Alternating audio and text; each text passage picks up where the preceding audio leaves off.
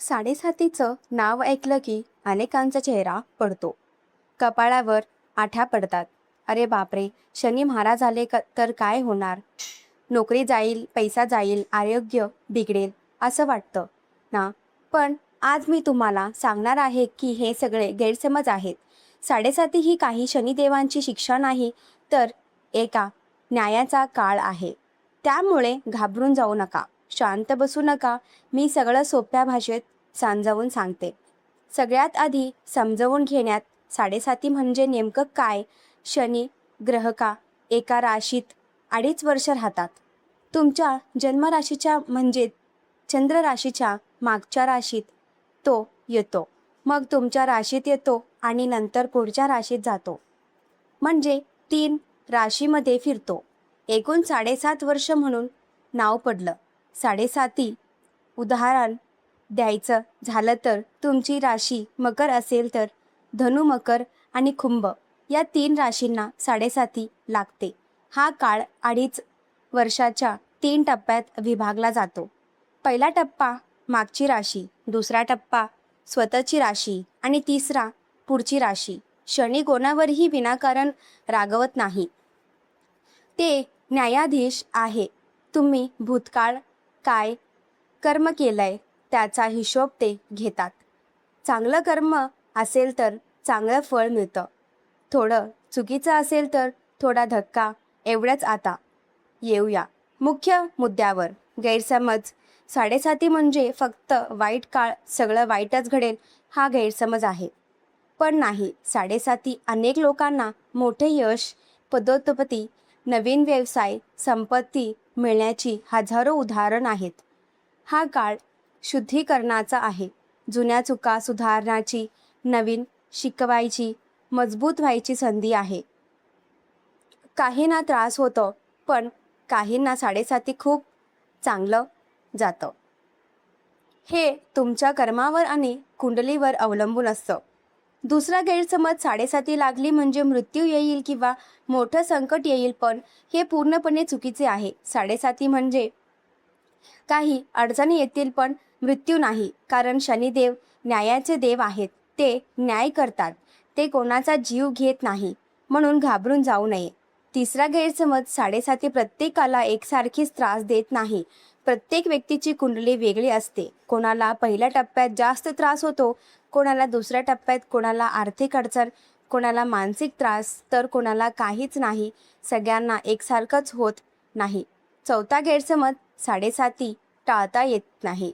उपाय करूनही काही फरक पडत नाही. तर उपाय करायला काहीच हरकत नाही, पण मुख्य गोष्ट आहे कर्म. शनीला प्रसन्न करण्यासाठी शनिवारी तेल, काळे उडद दान करावेत.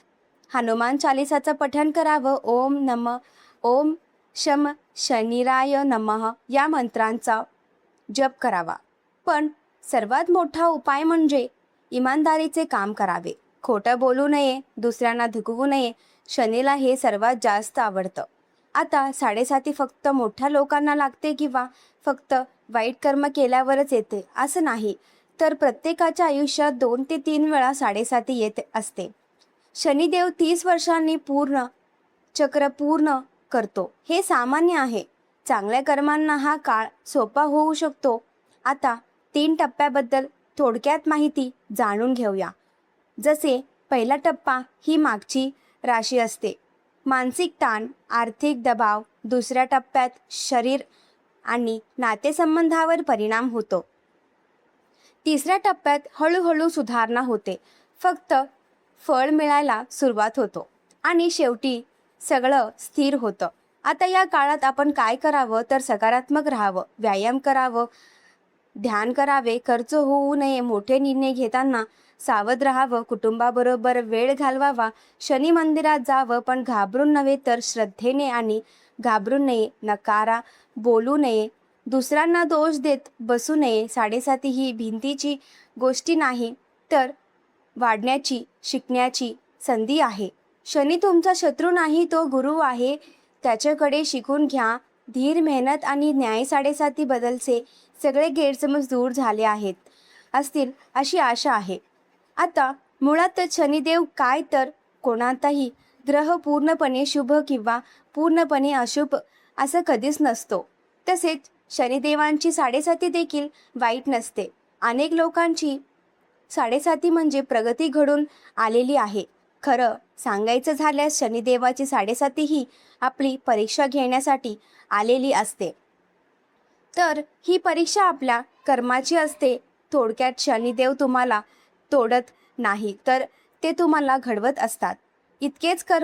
इतकेच एक कर्मांचा समान धागा आपल्याकडे सापडतो. भगवान श्रीकृष्ण सुद्धा गीतेद्वारे अर्जुनाला समजावतात की युद्ध हेच तुझं कर्म आहे, कर्तव्य आहे, त्यापासून तू पळू नकोस. त्यानुसार शनिदेव आपल्याला सांगतात की तुझी कष्ट कर, हळूहळू न थांबता चालत राहा. म्हणजे दोघेही एकच गोष्ट सांगतात की काम करत राहा, रडू नका, थांबू नका. शनिदेव आपल्याला निष्काम कर्मयोग शिकवतात. विशेष बाब म्हणजे त्याच फळ ते लगेच देत नाहीत, कारण शनिदेव हे विलंबांचे देखील कारक आहेत. ते डिले करतात, पण डिनाय मात्र कधीच नाही करत. म्हणूनच साडेसातीच्या काळात परीक्षा काळ म्हटलं जातं. कर्म केल्यानंतर जेव्हा फळ मिळण्याचा उशीर होतो तेव्हा मनुष्य फारच हतबल होतो. शनिदेवांची परीक्षा यालाच म्हणतात. ग्रहामध्ये मंद ग्रह म्हणून देखील शनिदेवांची ओळख आहे. ते एका राशीत 2.5 वर्ष थांबतात, त्यामुळे त्यांचे प्रभाव हे अधिक स्पष्टपणे बघायला मिळतात. त्यामुळेच फक्त त्यांच्या फळ देण्यात विलंबता घडून येते. मात्र विलंब होत असला तरी ते फळ नक्कीच देतात. शनिदेवांच्या विलंब करण्याच्या मागे देखील कारणं असतात. यातून ते आपल्याला वाट पाहायला शिकवतात, संयम राखायला शिकवतात, परिश्रमातील सातत्य राखणे शिकवतात, सोबतच शिस्त देखील पाळायला शिकवतात. भगवतीमध्ये श्रीकृष्णाने अर्जुनाला अगदी हेच शिकवायलं सुद्धा.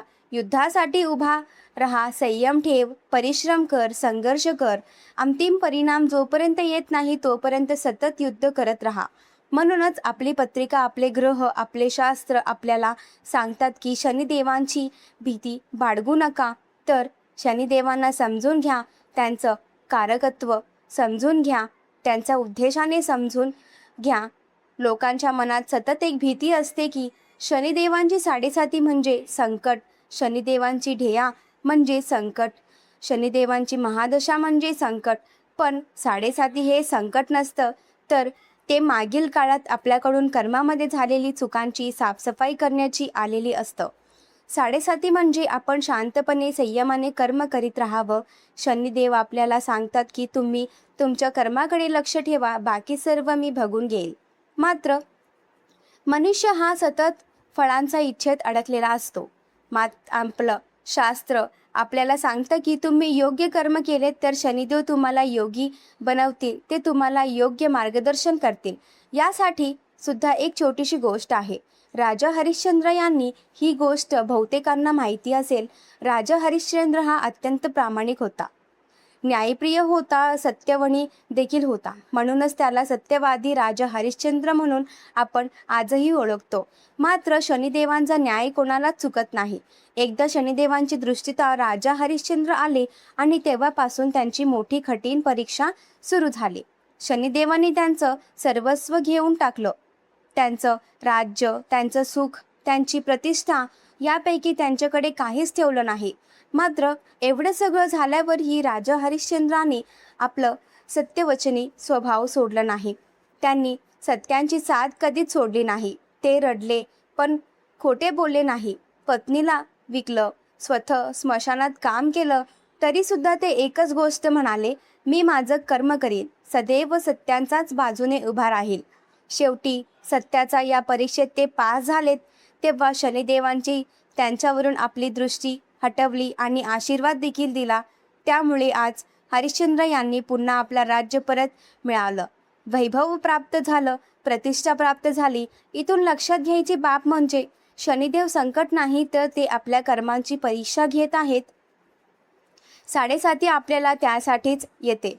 जो प्रामाणिक असतो, परिश्रम करतो, योग्य करतो, कर्म करतो, त्याला शनिदेव सर्वोत्तम बनवतात. लोक साडेसातीला घाबरतात, पण साडेसातीला नव्हे तर आपल्या कर्मांना घाबरलं पाहिजे. कारण शनिदेव हे कर्मफलदाता आहेत. ते आपल्याला अशुभ फळ देत नाहीत, तर कर्मानुसार फळ देतात. म्हणूनच मनुष्याने जीवनामध्ये आपल्या कर्मांकडे अत्यंत बारकाईने लक्ष दिलं पाहिजे. तसं केलं तरच 7.5 म्हणजे तुमची प्रचंड मोठी प्रगती होऊ शकते. याबद्दल तुम्हाला काय वाटतं कमेंट करून नक्की सांगा. तुमच्या आयुष्यातील तुम्हाला 7.5 आली आहे का? आणि या 7.5 मध्ये तुम्हाला कोणता त्रास झाला? या त्रासातून निघाल्यावर तुम्हाला कोणते परिणाम जाणवलेत हेही शेअर करायला विसरू नका. अशाच प्रकारच्या माहितीपूर्वी व्हिडिओसाठी स्वामी आई चॅनलला नक्की सबस्क्राईब करा आणि बेल आयकॉनला क्लिक करा, म्हणजे आमच्या नवनवीन व्हिडिओचे नोटिफिकेशन तुम्हाला मिळत राहील. धन्यवाद.